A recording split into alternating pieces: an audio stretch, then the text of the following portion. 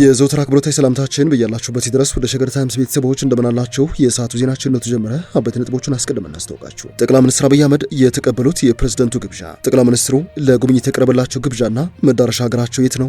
ዜናችን ይመለከተዋል። የግብፁ ፕሬዝዳንት አብዱል ፈታህ አልሲሲና የአሜሪካ አቻቸው ዶናልድ ትራምፕ ሊገናኙ ነው ተብሏል። ህዳሴ ግድብ ላይ ሴራ ሊጎነጎን እንደሚችልም ብዙዎች እየሰጉ ነው። ዝርዝሩን እንመለስበታለን። በኢትዮጵያ ሚስጥራዊ የተባሉ ህትመቶች በቅርቡ ይጀምራሉ ተብሏል። እነዚህ ህትመቶች የመገበያ በር እንደዚሁም ሌሎችንም በከፍተኛ ወጪ በባህር ማዶ ሲታተሙ የነበሩ ወሳኝ ሰነዶችን ያካትታል ተብሏል። የዜናችን ሌላኛው ትኩረት ነው። ባለፉት ወራት በአዲስ አበባ የተለያዩ የንግዱ ማህበረሰብ አባላት የሚጣልባቸው መጠነ ሰፊ የግመታ ግብር ብዙዎችን አስጨንቆ ቆይቷል። ነገር ግን ከሰሞኑ የበርካታ ነጋዴዎች እንባ እየታበሰ ነው ተብሏል። በከፍተኛ ታክስ ጭንቀት ውስጥ የነበሩ ነጋዴዎች ተንፈስ እያሉ ስለመሆናቸው የተሰማ ነው። እንመለስበታለን። ከዚህ ባለፈ የሀገሪቱ ኤታማዦር ሹም ወይንም ባለሙሉ ኮከብ ጀነራሉ እጅን ስጥ ሲሉ አፋጣኝ ትዕዛዝ ያቀረቡለትን ፖለቲከኛ ጉዳይም እንመለከታለን። እንደተለመደው እያደመጣችሁን አብራችሁን ቆዩ። የቻናላችን የዘውትር አክብሮታዊ ግብዣ ነው። ወደ ቀዳሚ ጉዳያችን እናምራ።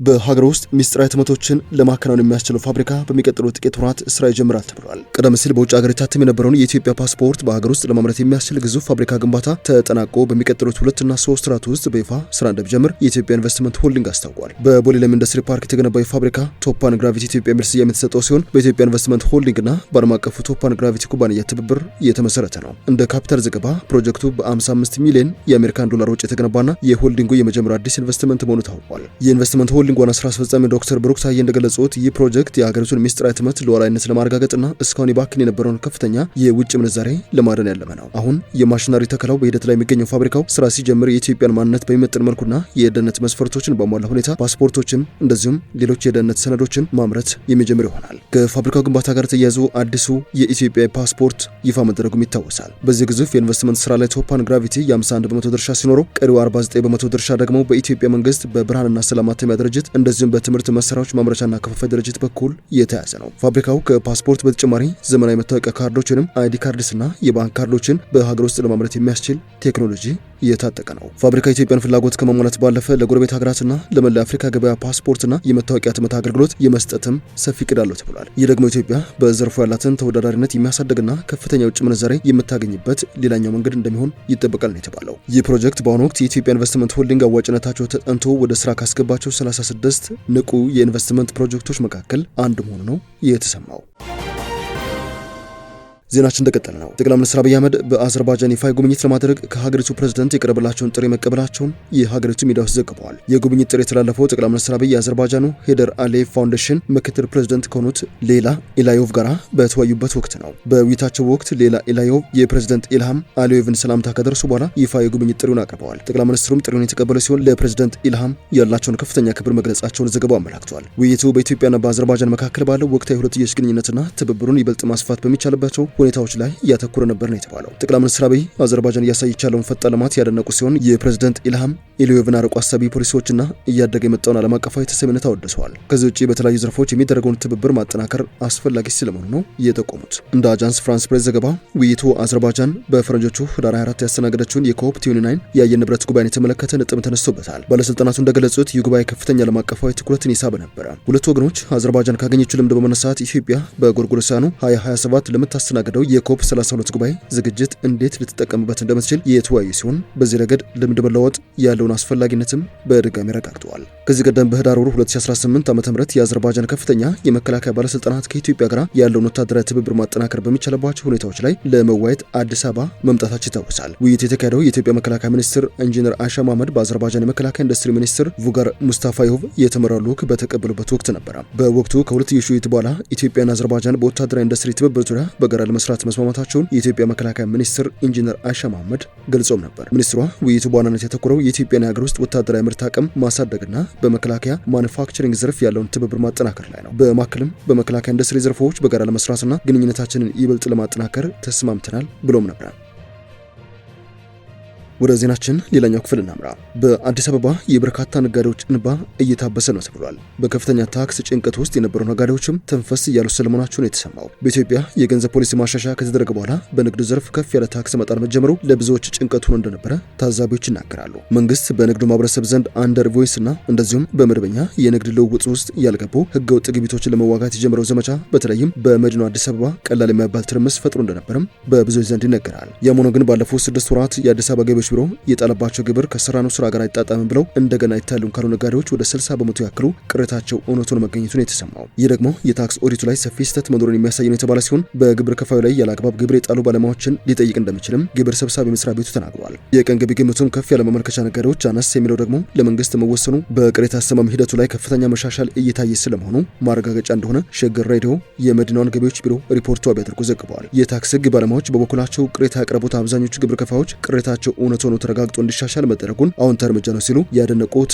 ያሞገሱት ቢሆንም ቀድሞውኑ ያለአግባብ በግምታዊ ግብር ከፍተኛ ታክስ መጫኑ ግን የተለያየ ችግር ስለመኖሩ በቂ ማሳያ ነው ይላሉ። ለአብነት ያክል በጅማ ዩኒቨርሲቲ ታክስ አስተዳደር መምህር የሆኑት አቶ ዮሴፍ አለሙ ይህ ሂደት የቅሬታ ሰሚዎችን አሊያም የመንግስት ሲስተም ቅንነትን ያሳያል ቢሉም የግብር ግምቱ ቀድሞውኑ ስህተት እንደነበረ ግን የሚያረጋግጥ ነው ይላሉ። ከዚህ ቀደም የተወሰነው ግምት በቅሬታ ሂደት ከግማሽ በላይ ለነጋዴዎች መወሰኑ የግብር ግምት ላይ ግልጽ ስህተት እንዳለ ማሳያ ነው ሲሉ አክለዋል። የታክስ አማካሪው ዳዊት ቀጀላ ደግሞ ይህ ሰፊ የኦዲት ልዩነት ሊፈጠር የሚችለው የታክስ ኦዲቱ ስህተት መሆኑን ያረጋግጣል። ከችግሮቹ መካከል አንደኛ የባለሙያዎች ብቃት ችግር፣ የአካውንቲንግ መርሆችን በሚገባ አለመረዳት፣ እንደዚሁም የግብር ከፋዩ የሚጠቀሙባቸውን ሶፍትዌሮች በሚገባ አለመረዳት፣ ከዚህ ባለፈ ደግሞ ተቋማዊ ሳይሆን በግል ባለሙያዎች ለግላቸው ጥቅም ሲንቀሳቀሱ የሚፈጠር ስህተት ነው ሲሉ አስረድተዋል። አቶ ዮሴፍ ግን መሻሻልና በተቋሙ ዘንድ ቅንነት መኖሩን የሚያሳይ ነው ያሉ ሲሆን ከመንግስት በኩል የተወሰነውን ውሳኔ ለመቀልበስ ፍላጎት ማሳየቱ በታክስ ከፋዩ ዘንድ እምነት እንዲፈጠር የሚያደርግ አንድ ማሳያ ወይም ፋክተር ነው ሲሉ ሞግተዋል። በገቢዎች ሚኒስቴር ለበርካታ ዓመታት የሰሩትና አሁን በግላቸው በአማካሪነት የሚንቀሳቀሱት ዳዊት ቀጀላ ግን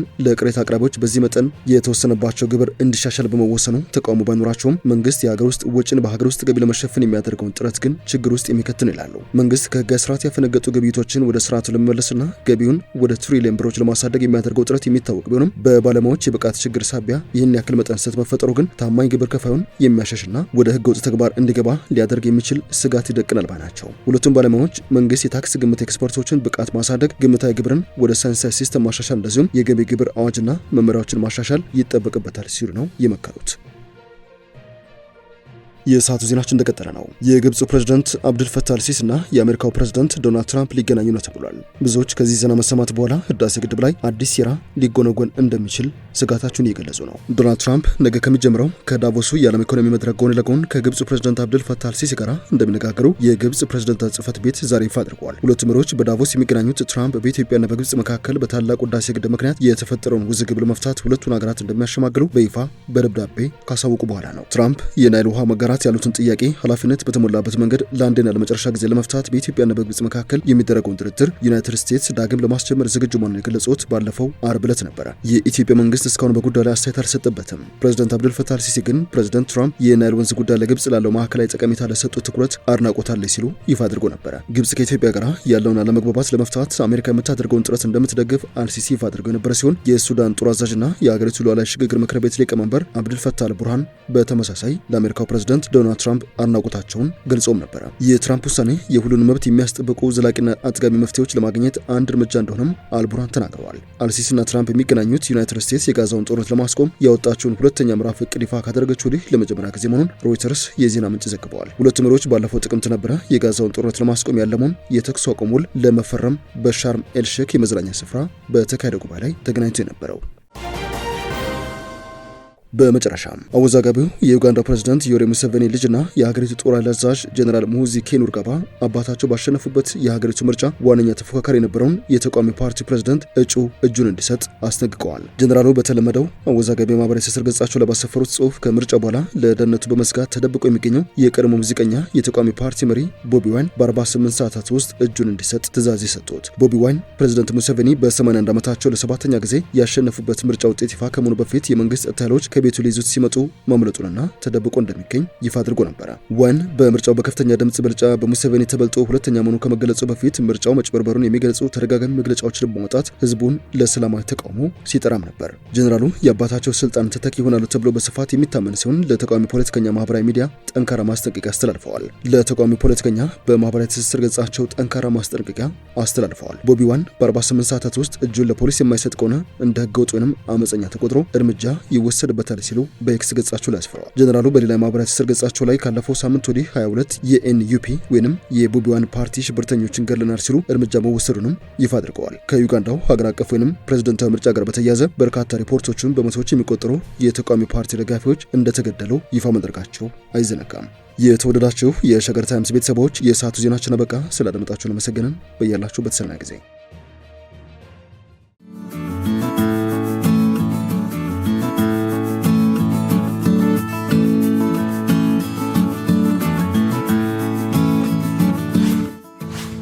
ሸገር ታይምስ ሚዲያን ሰብስክራይብ በማድረግና ደወሉን በመጫን ይከተሉን።